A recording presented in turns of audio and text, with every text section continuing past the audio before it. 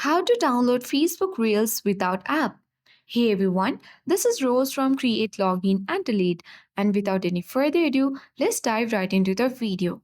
First of all, launch Facebook application on your device. Make sure to log in and sign in to the particular account. So in order to download Facebook Reels without application, first of all tap the plus button at top right corner of the screen to create a reel. Now here choose the reel section. Now select the reel video that you want to post or download.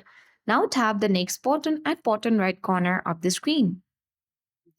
Then you will be taken to this section where you need to tap the download button next to share now button at the bottom left corner of the screen. And here you got the two options, that is either to save as draft or save this reel to your device. So let's tap download button and the reel will be downloaded on your device.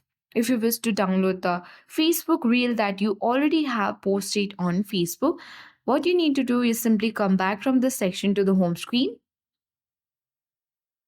Now tap on three-line icon at top right corner of the screen and get access to your profile page. Here you need to select videos or reels, and once the reel opens, tap the three dots at bottom right corner of the screen and here is download reel button.